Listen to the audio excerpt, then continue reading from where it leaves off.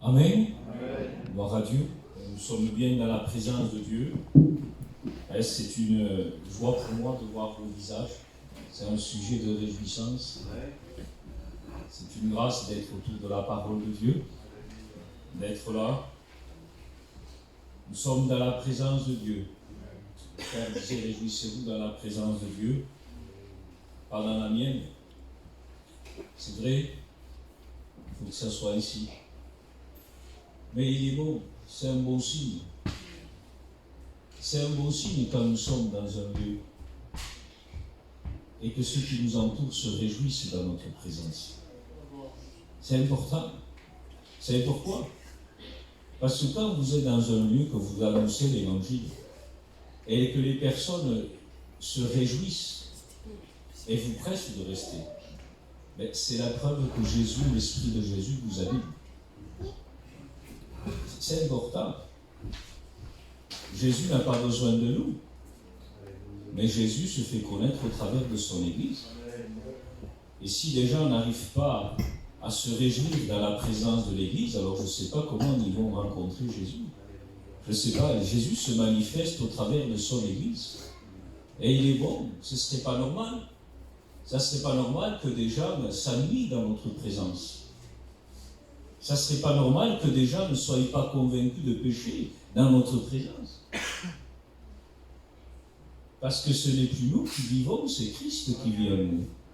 Nous sommes comme un véhicule, comme une voiture qui déplacerait une personne, pas plus que ça. Et nous sommes le véhicule du Christ. Amen.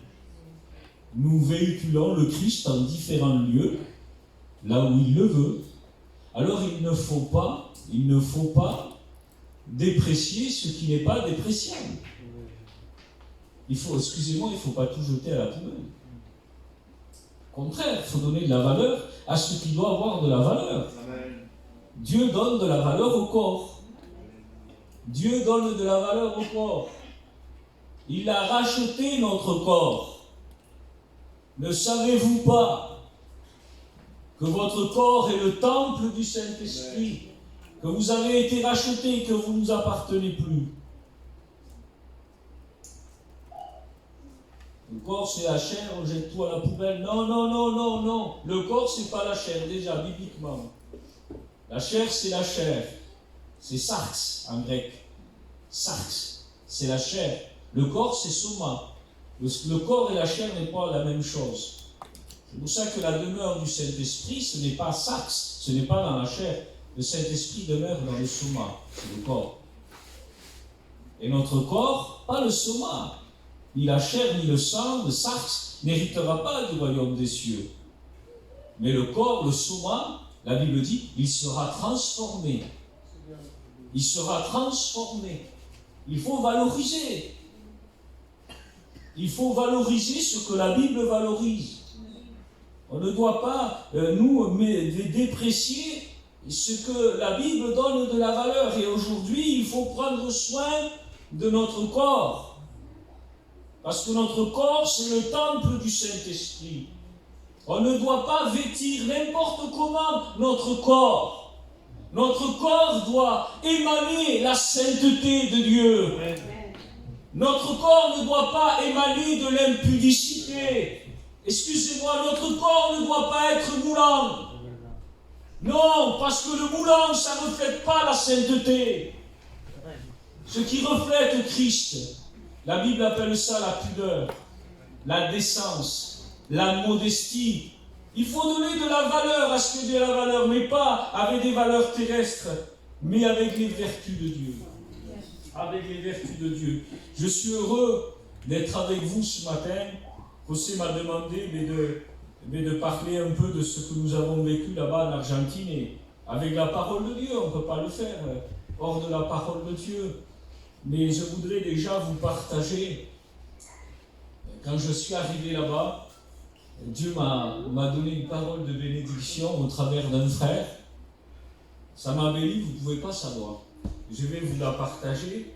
On était dans la réunion depuis un moment, et à la fin de la réunion, ils ont une façon de faire. Ils disent, est-ce que vous avez été béni? Oui, alors si tu as béni, Salut ton frère qui est à côté de toi. Alors ils se saluent les uns parce qu'ils ont été bénis. C'est intéressant, c'est bien.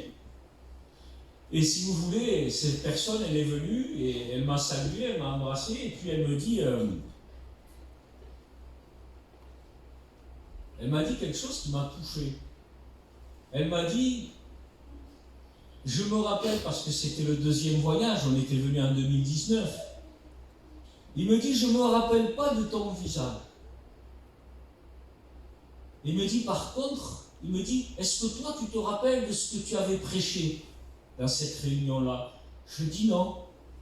Il me dit, ben moi je m'en rappelle. Tu as prêché sur ça. Ça c'était vrai. Mais ça m'a venu, vous savez pourquoi? Parce qu'il ne se rappelait pas mon visage. Mais il se rappelait de la parole de Dieu. Alors je dis, ça c'est du bon travail. Ça c'est du bon travail. Parce que qu'il ne se rappelle pas mon visage, ça ne changera pas sa vie. Mais s'il se rappelle de la parole de Dieu, alors ça c'est merveilleux, parce que la parole de Dieu, c'est une semence qui est vivante. Elle est permanente, elle est efficace. La parole de Dieu, je l'ai semée avec les frères quand on est allé pendant 15 jours. Mais nous, on est partis. Mais la parole de Dieu, elle reste là-bas. Et elle fera son œuvre, nous le croyons. Et si nous le croyons, alors on prie. Parce que c'est Dieu qui fait croître. Il faut prier pour que la semence de Dieu grandisse dans les cœurs. Nous nous sommes réjouis. Et ce qui m'a fait du bien quand j'ai été là-bas, ça a été très dur. Ça a été très dur. Déjà, je pense qu'à la base, si nous portons 100 kilos à 6 personnes, nous étions 6 quand nous sommes partis là-bas, porter 100 kilos à 6 et porter 100 kilos à 2, c'est pas pareil. C'est beaucoup plus dur. Et je pense que déjà à la base, on a senti des difficultés dans le travail quand nous sommes allés là-bas parce que nous étions que 2. Et donc, c'est une expérience vivante. Nous avons expérimenté combien il était bon d'être toujours une équipe de frères. Donc, c'est à ce que nous travaillerons pour le prochain voyage, si Dieu permet. C'est de former une équipe. C'est vrai que on ne va pas à côté, c'est des gros voyages, ça coûte de l'argent. Mais je crois que celui qui dispose de son cœur, comme Dieu l'a fait pour nous, il le fera aussi. Pour chaque frère qui aurait à cœur de participer à cela. Donc, si vous voulez, ce qui m'a fait beaucoup de bien quand nous étions là-bas, c'est que j'ai vécu ce que Dieu m'avait montré. Ce que Dieu m'avait animé dans mon cœur. Et le Seigneur m'avait dit, ne leur donne pas ce qu'ils ont, donne-leur ce que tu as reçu. Et quand on est là-bas, eh bien, nous avons vécu dans ces églises comme nous vivons au milieu de nos églises. On n'a rien fait de plus. De toute façon, on ne peut pas donner ce qu'on n'a pas reçu. On donne ce qu'on a reçu. On donne ce qui nous anime. Et bien, avec la grâce de Dieu, les frères nous ont reçus avec joie, ils se sont livrés à nous, ils nous ont accueillis, ils nous ont donné, je crois, ce qu'ils n'avaient pas. Je crois qu'ils nous ont donné ce qu'ils n'avaient pas, c'est pour ça que je vais lire déjà ce texte de la parole de Dieu. Écoutez bien. Vous savez, frères et sœurs, je le dis, aujourd'hui nous vivons des temps où ce n'est plus la parole qui filtre nos pensées et nos raisonnements. Nous vivons des temps aujourd'hui où nous filtrons avec nos raisonnements et nos pensées, et on pourrait dire même avec notre culture et nos traditions, nous filtrons la parole de Dieu. Et c'est une erreur, parce que là, il y a une limite énorme, et des fois, du moment que nous filtrons, que nous altérons la parole de Dieu, la chair produira toujours la chair. Vous pouvez faire ce que vous avez envie, frères et sœurs. Si votre semence est de la chair, il en ressortira de la chair. C'est la nature qui nous montre ça. Jamais, si vous semez une semence de pomme, il vous sortira et ça produira des tomates. Ça n'existe pas. Chaque semence, chaque arbre avait sa propre semence, la Bible dit. C'est ce que Dieu a établi. Si vous semez par la chair, vous récolterez de la chair, la Bible dit, la corruption. Et quand nous semons par l'esprit, il ne peut pas se faire autre chose que nous récoltons de l'esprit la justice, un fruit à la gloire de Dieu. Regardez ce qu'il est dit dans la parole de Dieu. Dans 2 Corinthiens 8, il est écrit nous vous faisons connaître, frères, la grâce qui s'est manifestée dans les églises de la Macédoine. Quoique très éprouvés par des tribulations, leur joie débordante et leur pauvreté profonde ont produit avec abondance de riches libéralités, selon leurs possibilités, je l'atteste, et même au-delà de leurs possibilités, de leur plein gré, ils nous ont demandé avec beaucoup d'insistance la grâce de participer à ce service en faveur des saints. C'est plus que ce que nous avions espéré. Et écoutez bien, ne changeons pas ce qui est écrit. Ils se sont donnés d'abord eux-mêmes au Seigneur et à nous par la volonté de Dieu. Ils se sont donnés d'abord eux-mêmes. C'est eux qui se sont donnés. Ce n'est pas les pasteurs qui ont pris les chrétiens qui les ont donnés. Ce n'est pas la volonté de Dieu. Ce n'est pas le principe du Saint-Esprit. Le principe du Saint-Esprit, c'est qu'une personne, de son cœur, d'elle-même, se donne à Dieu. Et il dit, nous, parce que c'est un peu ce principe-là, c'est ce que nous avons travaillé avec les frères en Argentine, avec l'Église et les inconvertis, de se donner à Dieu, de donner à Dieu. Et on ne peut pas, le principe, parce que quand Dieu nous appelle à donner, on donne, mais on altère beaucoup, on est très présent. Et on veut donner à Dieu. Mais regardez ce qui est écrit dans la parole de Dieu, je vous l'ai lu, ils se sont donnés eux-mêmes, premièrement, d'abord à Dieu, et ensuite à nous-mêmes. Ils se sont donnés à Dieu, et ensuite, ils se sont donnés à nous. Et le principe de Dieu, parce qu'aujourd'hui, si Dieu dit, t'appelle à donner, on ne veut pas rentrer dans le principe de la parole de Dieu. Je vous assure. Quand Dieu nous appelle à donner, on veut donner. On veut donner, mais comme on a envie de donner. C'est pas tout. Merci Seigneur. Pour tous les cœurs qui ont été convaincus et qui ont expérimenté qu'il y a plus de joie à donner qu'à recevoir. D'après une parole du Seigneur, il y a plus de joie à donner qu'à recevoir. Recevoir, je suis béni. Donner, je suis une source de bénédiction. C'est pas pareil. Aujourd'hui, la majorité veulent recevoir, être bénis. Mais très peu aujourd'hui veulent être une source de bénédiction. Et Dieu dit à Abraham, je ferai de toi, c'est mon œuvre, c'est moi qui vais travailler ta vie, c'est moi qui vais travailler ton cœur pour que tu sois une source de bénédiction. Quand je reçois, je suis béni. Quand je suis une source de bénédiction, je bénis les autres. Je bénis les autres. Et quand Dieu nous appelle à donner, nous sommes convaincus et nous voulons donner. Mais il y a un principe qui est établi. Je veux lire un autre verset. Pour m'arrêter sur cette pensée. Regardez ce verset que je vous lis dans la traduction de la parole vivante. Écoutez bien. C'est Dieu qui parle à une église dans l'Apocalypse. Et il dit, je sais parfaitement tout ce que tu fais. Je connais ta conduite et tes œuvres, tes travaux, ta peine et ton endurance. Je n'ignore ni tes fatigues, ni la patience que tu fais preuve. Je sais aussi que tu ne peux souffrir des agissements des méchants. Tu as mis à l'épreuve ceux qui se prétendent apôtres, sans l'être, et tu les as convaincus de mensonges. Tu as démasqué leur imposture.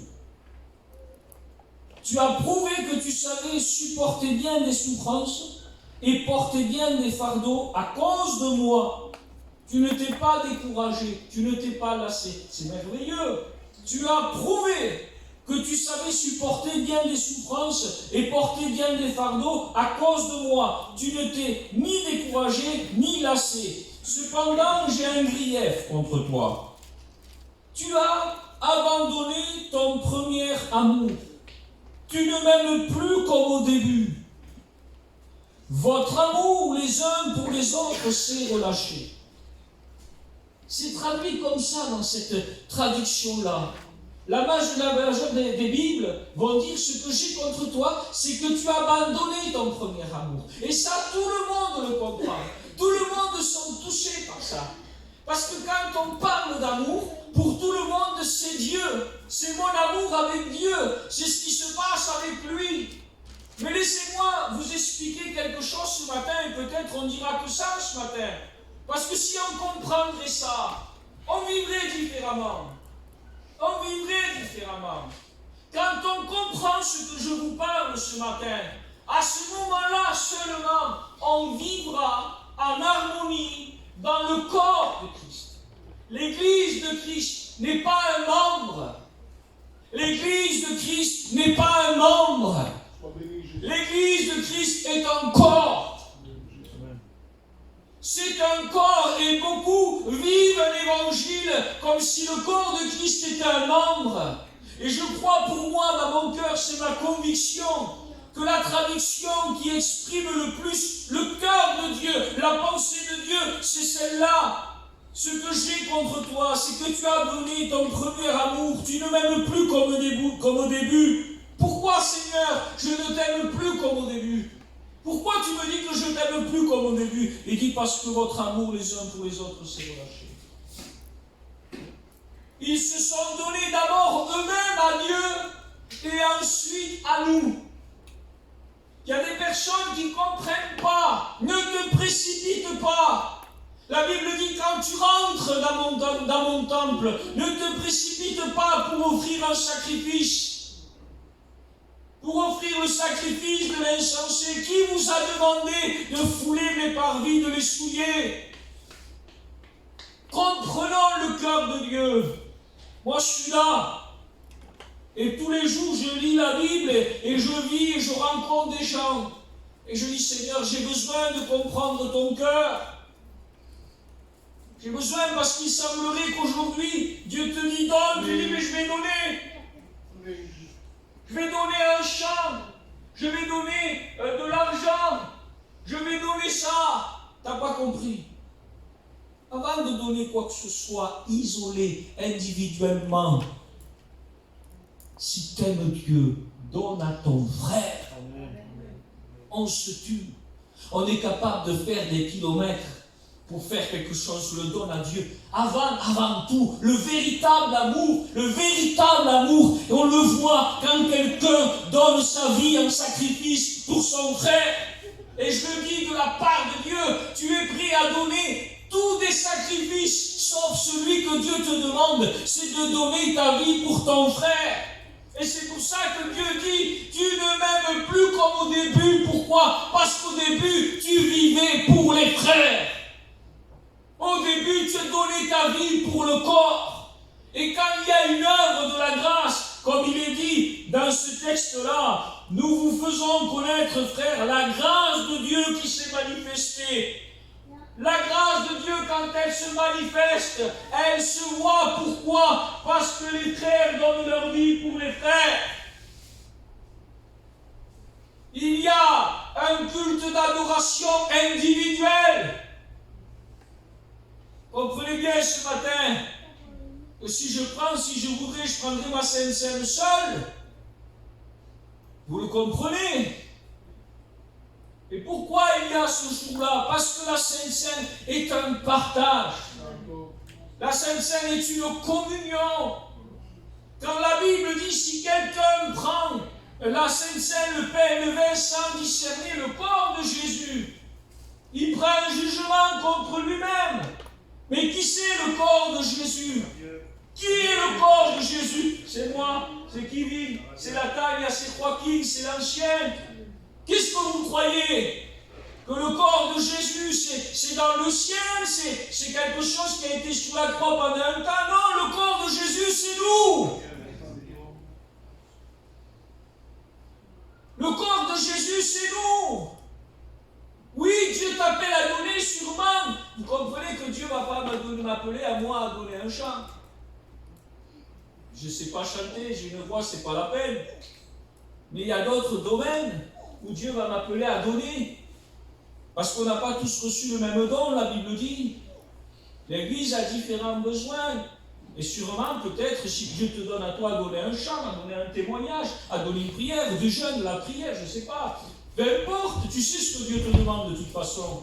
Mais il faut réaliser que le principe fondamental, c'est le fondement du don. Le fondement du don, c'est Dieu et les frères.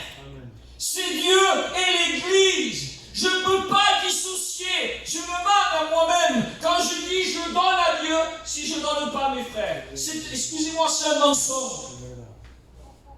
Parce que si Dieu nous a donné, mon frère et ma soeur, si Dieu me les a donnés, tu sais pourquoi? C'est pour pas que je me trompe moi-même. C'est pour ça que Dieu m'a donné mes frères et sœurs. C'est pour pas que je me trompe moi-même. Pierre s'est trompé lui-même. Pierre s'est trompé lui-même parce que Pierre ne voyait que lui. Quand tous ceux ils t'abandonneront, moi je ne t'abandonnerai pas. J'irai jusqu'à la mort et en prison pour toi. Ah bon? Ah bon? C'est pour ça que tu ne comprends pas ce que tu vis. Parce que oui, tu pries. Oui, tu lis. Oui, tu es à l'église. Mais tu ne comprends pas parce que tu ne vois pas une liberté. Tu ne vois pas comme des fruits, quelque chose qui fleurit. Tu ne profites pas de ce qui se fait. Tu ne profites pas. Il y a un manque. Il y a un manque. Dieu a dit à une personne, tu as été compté, divisé, léger. Tu as été trouvé léger. Léger, ça veut dire manquant. Vous savez, c'est quoi un manquant? Parce que quand vous avez une balance, vous mettez un poids, il y avait écrit 1 kilo dessus. Alors pour faire l'équilibre, on mettait 1 kilo en face. Mais quand on mettait 1 kilo, chaque fois, on n'arrivait pas. Vous savez pourquoi? Parce qu'il manquait du poids. Il y avait quelque chose d'écrit, mais la réalité, c'était creux. Il manquait quelque chose. Et quand Dieu dit, c'est pour ça qu'il dit, si je n'ai pas l'amour, il dit, je suis une cymbale qui résonne, c'est-à-dire, je suis quelque chose de creux. Parce que quand quelque chose est plein, je vous assure que ça ne résonne pas. Ce qui résonne, c'est quand c'est creux. Et je vous le dis, vous savez pourquoi? Parce qu'on n'arrive pas à comprendre. On est entêté, on est obstiné. Pourquoi? Parce qu'on veut rester on filtre la parole avec mes pensées. Parce que moi, je suis comme ça. Parce que pour moi, l'évangile, c'est comme ça. Vous savez ce que j'ai réalisé, ça fait quelques jours? C'est qu'aujourd'hui, dans nos temps, il y a des gens aujourd'hui qui aiment l'évangile. Ils aiment la vie de l'évangile. Ils aiment la vie de l'évangile. Avant, on aimait la vie du gitan. Mais maintenant, on aime la vie de l'évangile. On aime le train de l'évangile. On aime aller à la réunion. Hop, on va à la réunion, on écoute les chants. On aime aller dans les séminaires. On aime, vous voyez, c'est-à-dire que c'est devenu quelque chose qu'on aime aujourd'hui. On aime cette vie-là. Mais ça ne veut rien dire, ça. Ça ne veut rien dire d'aimer l'évangile. Vous imaginez où on arrive aujourd'hui, qu'on arrive même à aimer l'évangile. On arrive à ce mode de vie. C'est-à-dire que l'évangile est devenu comme une philosophie. Parce que la philosophie n'a rien à voir avec la vie de l'esprit. Dans la philosophie, il n'y a que l'homme, c'est l'homme le centre. Dans la philosophie. Et des gens aiment aller à l'évangile. Ils aiment se rassembler, un petit repas fraternel. Ils aiment ça. Mais c'est pas, cet amour, il n'est pas là. Vous savez pourquoi? Parce qu'ils aiment, eux, avoir une vie comme ça. Mais c'est pas ça la croix. L'évangile, c'est que l'amour que j'ai, je dois le partager. Je dois le donner. Et tu peux faire ce que tu as envie. La Bible dit qu'en Dieu, il n'y a pas l'ombre de variation. Il est le même hier, aujourd'hui, éternellement. Et de tout temps, Dieu a établi dans son Église que celui qui dit qu'il aime Dieu, il doit aimer ses frères. Il n'y a pas, je l'ai réalisé quand j'étais là-bas, C'est mon expérience à moi. On n'a pas tous, Dieu ne demande pas tous la même chose. Mais quand j'étais là-bas, j'ai compris. J'ai compris pourquoi Dieu me mettait ce verset à cœur. Il n'y a pas de plus grand amour en ceci. Il dit que quelqu'un donne sa vie pour ses frères. Vous savez pourquoi? Ici, nous sommes peut-être aujourd'hui au moins 37 églises. À Bordeaux, je parlais. 37 églises, il y a peut-être au moins 150 serviteurs. Là-bas, il y a 3 églises dans toute l'Argentine, 3 églises espagnoles, je parle. 3 églises espagnoles, et il y a 4 ou 5 serviteurs. Vous voyez? On a une abondance énorme. Et quand j'étais là-bas, parce que c'est cette idée de partir à 14 000 km pour un peuple qui doit représenter 700 ou 800 personnes, ça paraît de la folie, mais quand vous êtes là-bas, vous comprenez. Là-bas, j'ai compris. J'ai senti comme Dieu me disait, je suis d'accord avec ce que tu fais. Je suis d'accord avec ce que tu fais. Parce que tu donnes ta vie pour tes frères. Et Dieu était d'accord. Je sentais une approbation de Dieu. Je le dis parce que tant qu'on gardera cet état d'esprit, je viens, je m'installe moi. Je m'installe moi à ma place. Je m'installe moi à ma place, comme je l'ai vu quand je voyais des choses, vous savez, dans des églises, quand on garde les églises, on s'aperçoit quand ça commence à aller. Et quand j'étais dans des églises et que je commençais à voir qu'on faisait des repas fraternels, que les familles préparaient à manger pour leur famille, je dis ça, c'est quand même mauvais signe. Il n'y a pas de partage. Il y a des personnes qui disent, moi, je vis dans la communion fraternelle. Non, tu vis avec ton cousin, ta cousine, et c'est tout. C'est faux, ça. Et là, on se trompe nous-mêmes. C'est pour ça que Dieu donne des frères. C'est pour ça que Dieu aime la diversité dans l'Église. Parce qu'il y en a qui croient que parce qu'il est avec son fils. Mais non, c'est un chrétien. Non. Parce que le frère là-bas aussi, il est chrétien. Pourquoi tu ne vas pas vivre avec lui? Pourquoi tu ne vas pas avec lui? Mais c'est pas. Vous savez, il ne faut pas dire. On n'accuse pas, on ne condamne rien ce matin. On veut amener à ce que l'Église reflète l'image de Jésus. Parce que si l'Église reflète l'image de Jésus, là il y aura un véritable impact. Mais il ne faut pas croire que parce que l'Église ne reflèterait pas l'image de Jésus, qu'il ne se fera rien. Bien sûr qu'il va se faire quelque chose, mais ce qui se fera et ce qui sera engendré ne sera pas à l'image de Jésus. Et c'est pour ça que l'Église aujourd'hui, elle perd de son éclat. L'Église resplendit de moins en moins. Pourquoi? Parce qu'il y a des choses qui sont engendrées dans l'Église qui, à la base, dans le fondement, ne sont pas dans le principe seul. Tu ne m'aimes plus comme au début. Soyons vrais. Soyons vrais. Moi, je ne dis à personne, je parle à chacun de nous. Tu ne m'aimes plus comme au début.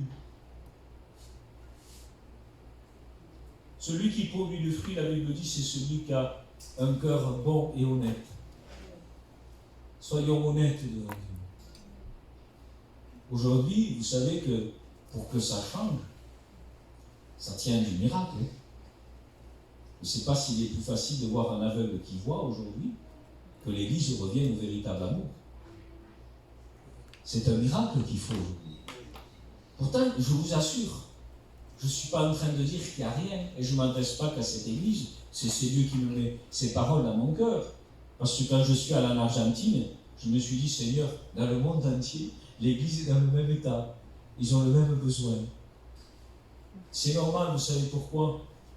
Parce que Dieu, il y a un seul Dieu. Le Dieu qui est en France, c'est le Dieu qui est en Argentine, c'est le Dieu qui est en Chine, c'est le Dieu qui est en Angleterre, c'est le Dieu qui est partout. Et pardon de l'Église n'est pas fondée dans ce principe d'amour. Pourquoi quand Dieu nous appelle à donner, on est enthousiaste à donner, mais il semblerait que notre don, il est isolé. Dieu est venu nous apprendre. Que pour profiter de l'amour que je reçois de Dieu, pour le profiter réellement, il faut que je le partage. Si je ne partage pas cet amour, je ne profiterai pas. Ça ne me profite pas. Ça ne sert à rien. C'est en train de se corrompre. C'est en train de se corrompre. Il y a plus de joie à donner. Alors oui, Seigneur, j'ai compris, je donne. Mais pourquoi tu es dans la tête de donner quelque chose, toi, à Dieu? Je le donne à Dieu. Non. Dieu dit, tu veux me donner? Tu veux me donner? Donne à tes frères. Est-ce que vous m'avez compris? C'est pas compliqué. C'est pas compliqué ce que je dis. Mais pour l'homme aujourd'hui, pour le chrétien, la chrétienne, c'est très dur. C'est très dur de donner à quelqu'un d'autre. Ça devient très dur aujourd'hui de donner aux frères et sœurs. Je parle devant le Seigneur. Ce que j'ai contre toi, il dit, c'est que tu as abandonné. Abandonné, on le dit, abandonné, c'est pas que tu as perdu. Abandonné, c'est quelque chose qui est volontaire. J'ai pas perdu cet amour, je l'ai délaissé volontairement. Ça veut dire quoi? Ça veut dire que c'est un choix. C'est pour ça qu'il dit, souviens-toi d'où tu es tombé. Parce que pour pouvoir se sortir d'une telle situation, Dieu dit, souviens-toi quand ça s'est produit, à quel moment, d'où en ta vie ça s'est passé. Qu'est-ce qui s'est passé dans ta vie? Qu'est-ce qui s'est passé dans ta vie pour que tu abandonnes l'amour de Dieu? Bien sûr que tu n'as pas dit, aujourd'hui j'abandonne l'amour de Dieu. Mais peut-être aujourd'hui tu as dit, écoutez, chacun pour sa peau, que Dieu bénisse tout le monde, moi je vis pour Dieu. Terminé. Tu t'es trompé toi-même. À ce moment-là, tu t'es trompé toi-même. Et je le dis parce que je l'avais dans mon esprit. Beaucoup aujourd'hui. Et je ne parle pas que pour Iso, c'est général le message qu'on le fait. Beaucoup aujourd'hui vivent un temps. C'est écrit dans la Bible.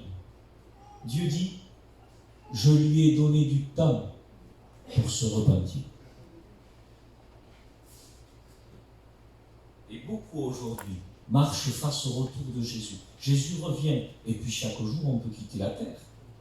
Et beaucoup aujourd'hui marchent vers cette rencontre et ils ne sont pas conscients qu'ils sont dans un temps de repentance, d'appel à la repentance. Parce que Dieu dit à cette église, malgré tout ce que je vous ai dit, malgré le travail, malgré qu'elle a souffert pour Jésus, Dieu dit, je sais, tu as souffert, je sais, tu as persévéré, je sais ton amour, je sais ta persévérance, je sais, mais ce que je sais surtout, c'est que le principal, le fondement de la vie, le fondement de la croix, tu l'as abandonné.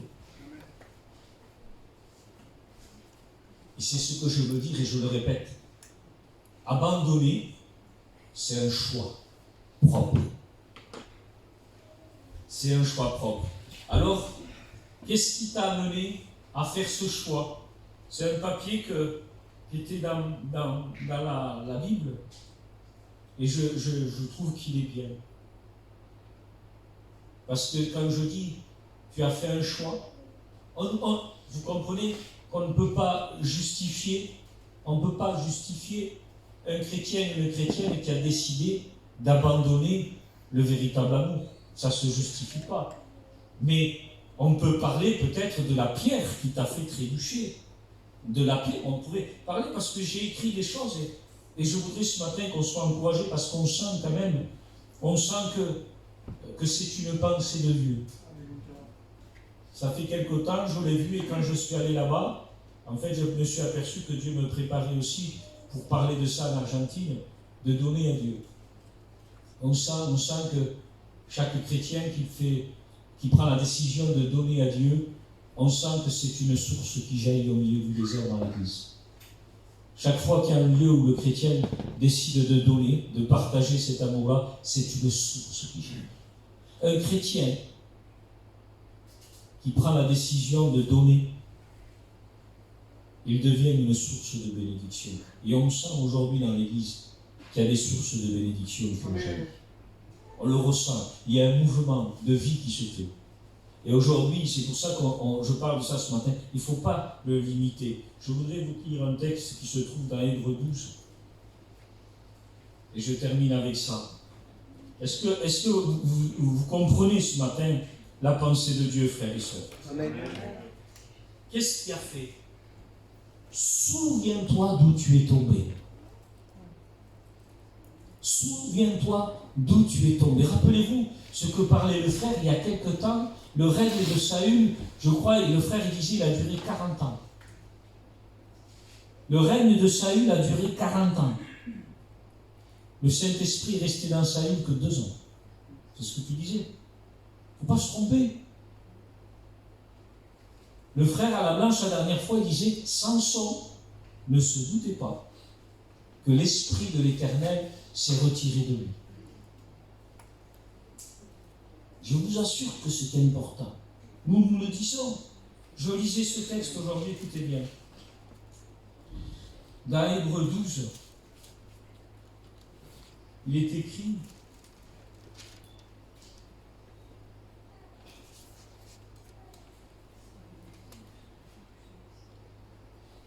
considérez, Hébreux 12.3, considérez en effet celui qui a enduré de la part des pécheurs une telle opposition contre sa personne, afin que vous ne fatiguiez pas l'âme découragée. Supportez, lui qui a supporté une forte opposition, afin que vous ne vous fatiguiez pas l'âme découragée. Et quand je lisais ce texte, le Seigneur m'a dit quelques mots que je voudrais partager avec vous. J'aurais voulu que ça t'encourage, mon frère, mon soeur. Que ça t'encourage à aimer Jésus comme au début. Comme au début. Est-ce que tu le voudrais ce matin? Est-ce que tu voudrais aimer Jésus comme au début? Quand tu avais un amour et que quand tu faisais quelque chose, tu étais libre. Aujourd'hui, on n'est plus libre parce qu'il y a des choses qui nous accrochent dans les pensées, dans les ci, dans les là, parce qu'aujourd'hui, on se connaît charnellement. On vit une fraternité où on se connaît charnellement. C'est fini.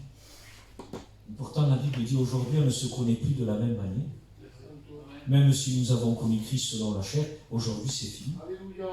Et aujourd'hui, tellement qu'on a commencé, il faut le dire, plus on a regardé à l'homme, et moins on a regardé à Jésus. Et plus tu regardes à l'homme, et plus tu vas me retrouver comme j'étais avant. Mais moi, je sais, moi, j'ai vu des personnes naître dans l'église. Je ne suis pas vieux. José pourrait le dire mieux que moi. Je l'ai vu naître à Foot dans l'église.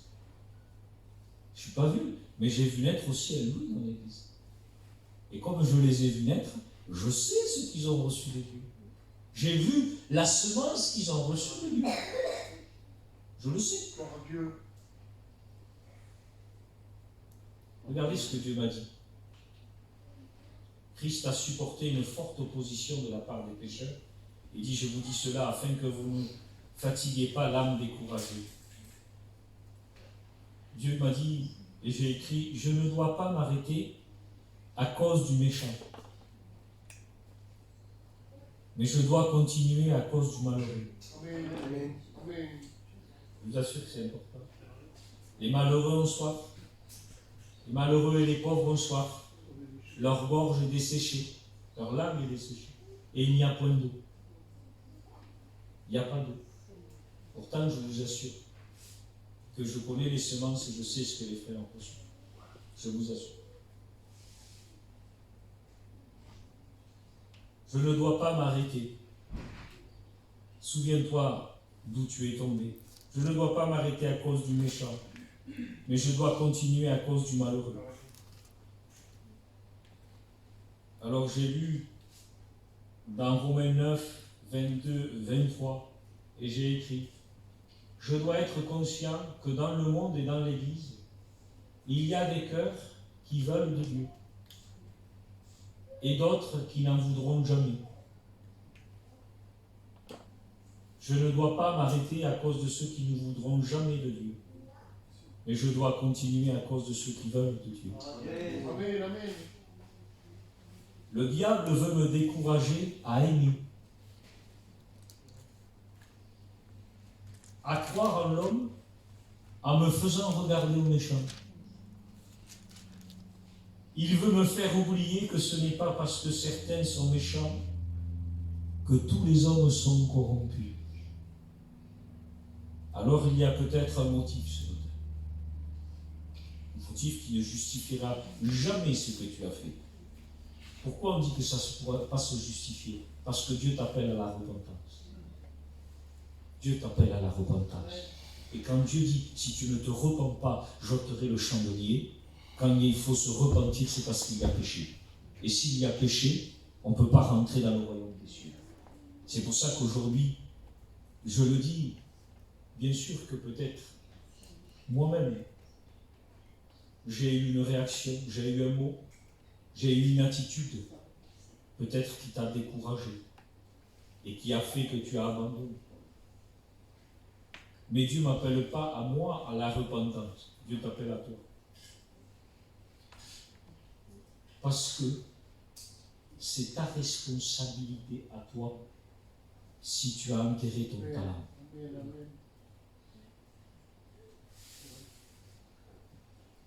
C'est ta responsabilité. Dieu te l'a donné à toi. Et quand Pierre a dit, et lui, qu'est-ce qui va lui arriver à lui? Dieu lui a dit quoi? Que t'importe s'il reste vivant ou pas, toi suis-moi. Et quand Dieu t'a donné un talent, il te l'a donné à toi. Et si toi, c'est toi qui l'as enterré. C'est toi, tu as abandonné. Ça a été ton choix, ça a été ta volonté. Et tant que tu continueras à dire oui, mais lui, oui, mais là, oui, mais là, oui, mais là, tu t'en sortiras jamais. C'est pour ça qu'aujourd'hui, plus que jamais, nous avons besoin de conviction. Il y a très peu aujourd'hui, très peu de profondeur, très peu de conviction. J'ai besoin que Dieu me convainque de pécher. Seigneur, convainc-moi de pécher, parce que je t'aime plus comme au début. Convainc-moi de pécher, parce que j'ai enterré. C'est vrai, Dieu, je reconnais, j'ai enterré mon talent. Oui, je le reconnais, Seigneur, que tu m'as donné 5 talents, et que ça fait très longtemps. Oui, je donne, mais j'en donne que 2. C'est ce qui se passe aujourd'hui dans l'Église. C'est pour ça qu'il y a des chrétiens qui se permettent de continuer à prendre la Sainte Seine. Parce qu'ils donnent. Et ils croient que parce qu'ils donnent, et que Dieu est d'accord avec ça. Non, Dieu, si Dieu t'a donné 5 talents, tu dois lui en rendre 5. C'est ce que la Bible dit. Si Dieu t'a donné 1, rends-lui 1. Ne l'enterre pas. Ne l'enterre pas. Parce que c'est comme ça que la colère de Dieu se fait. Parce que tout bien.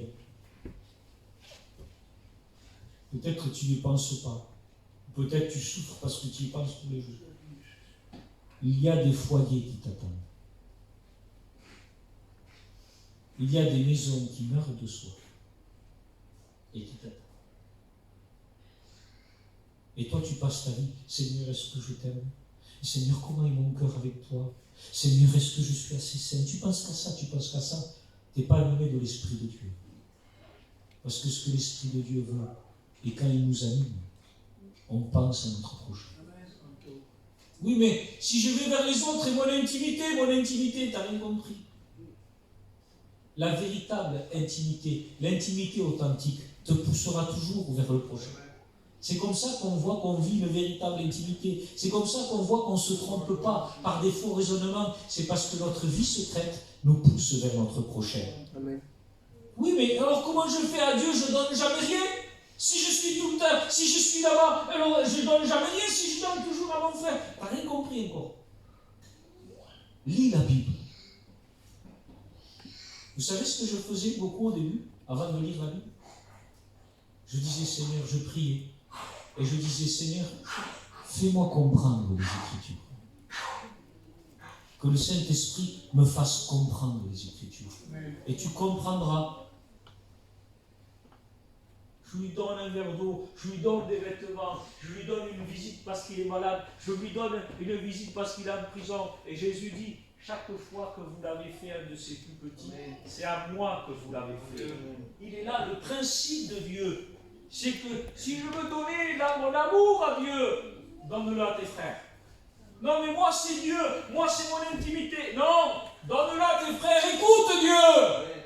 Écoute Dieu. Écoute ce que la Bible dit. Arrête de penser, arrête de filtrer l'évangile. Arrête, écoute Dieu. Dieu te dit, si tu veux me montrer comment tu m'aimes, aime ton frère et ta soeur. Donne à ton frère. Ils ont donné selon leurs possibilités, la Bible dit.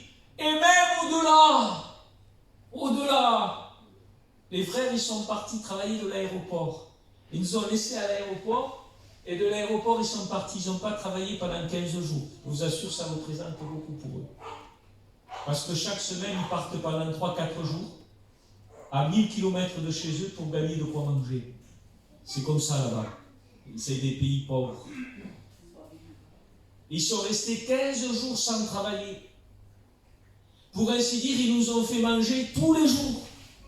Et je sais qu'ils nous ont donné, vous savez pourquoi? Parce qu'ils voyaient une grâce de Dieu. Ils voyaient que c'était un cadeau. Ils se sont démunis pour nous. On n'a rien demandé. On ne voulait pas, nous. On voulait, non, frère, non. Ils nous ont jamais permis. Ils ont, avec insistance, ils nous ont demandé de participer à ça.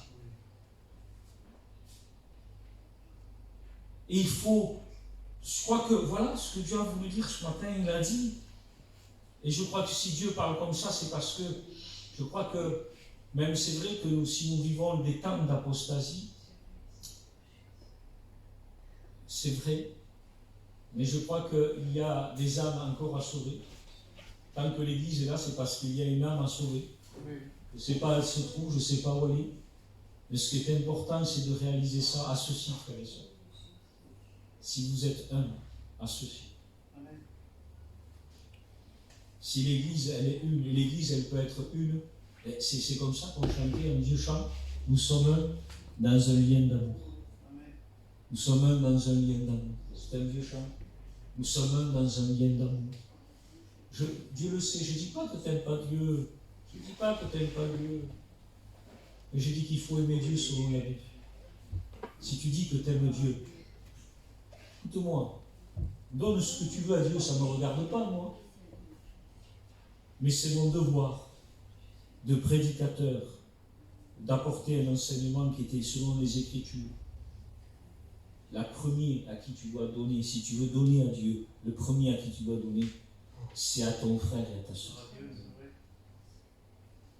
Chaque fois que vous l'avez fait à un de ces plus petits de mes frères, c'est à moi que vous l'avez fait, je vous assure.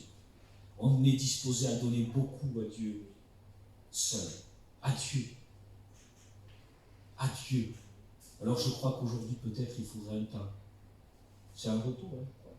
C'est un retour à Dieu. Parce qu'un retour à l'amour, au véritable amour, c'est un retour à Dieu. Dieu est amour. Souviens-toi d'où tu es tombé. Pratique tes œuvres originelles.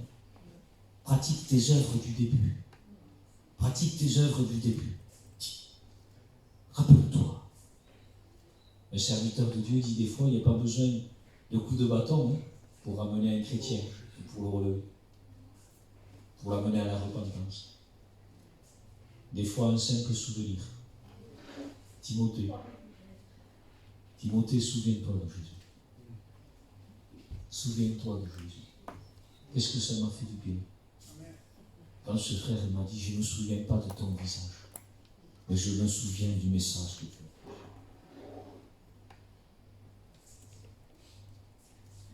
Je voudrais, pas pour moi, que les gens se sentent bien. Il y avait un serviteur, il s'appelait Ephraim Ferris. Vous savez, on le sait, quand il y a un feu, c'est agréable le feu. On aime allumer des feux. On se met autour du feu, on reste assis, on regarde le feu. C'est une compagnie, c'est agréable le feu. Eh bien, Ephraim Ferris était un serviteur de Dieu. Il était comme cela.